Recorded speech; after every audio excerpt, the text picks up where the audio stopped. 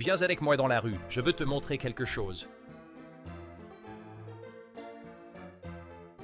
Allez.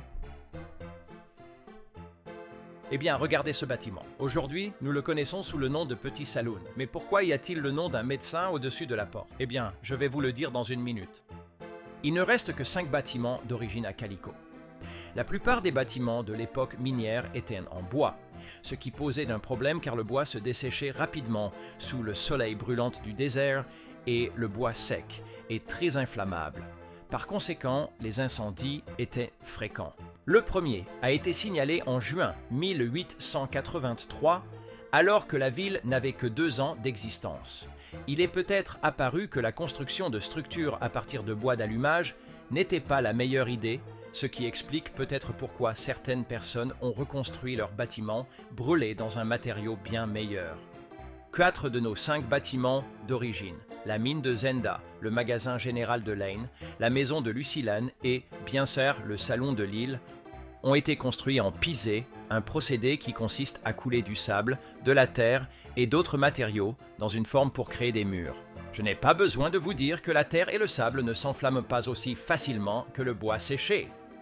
La terre compactée est un peu comme l'adobe, sauf qu'au lieu d'être faite de briques empilées, les murs sont formés en une seule pièce solide.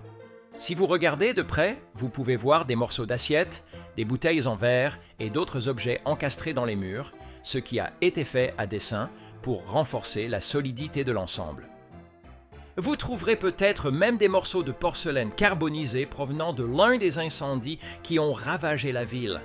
En plus d'être ignifuges, les murs en terre compactée sont de bons isolants. Gardez l'air chaud à l'intérieur et l'air chaud qui s'échappe pendant les étés chauds. Les actes de propriété montrent que c'est là que se trouvait la pharmacie Goodenough and Mendenhall au début des années 1840. Le docteur Goodenough était un dentiste qui avait travaillé dans les camps miniers du Nevada. Et M. Mendenhall était pharmacien.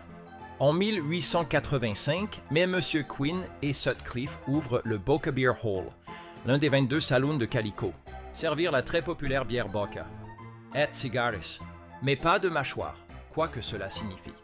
Pour les mineurs assoiffés et les habitants de la ville, lorsque la rue principale était le centre de divertissement le plus animé. En 1887, le docteur Albert Romeo Rea achète le bâtiment et y ouvre une pharmacie et un bureau Wells Fargo. Le docteur Rea a été l'agent de Wells Fargo pendant 3 ans et était l'un des 4 ou 5 médecins de Calico. Il était un membre aimé et respecté de la société de Calico. C'est pourquoi nous gardons son nom sur son bâtiment en signe de respect. Il y a une vidéo à code QR sur lui à l'intérieur. Au milieu des années 1890, lorsque le prix de l'argent s'est effondré, les activités minières se sont arrêtées et les habitants sont partis. Le bâtiment est resté inoccupé. Dans les années 1930, le gardien Larry Koch y a ouvert un magasin de pierre et un musée du mineur. En 1951, Walter Knott rachète la ville et remplit les bâtiments vides d'objets provenant de tout le pays pour donner à Calico l'ambiance du Far West. Il a trouvé une belle étagère de bar et laisse installer dans le bâtiment du docteur Rea et crée le Lille Saloon qui n'a jamais cessé d'exister depuis.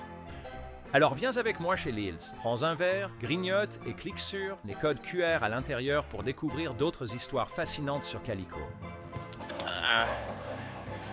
Puis-je avoir une bière, s'il vous plaît?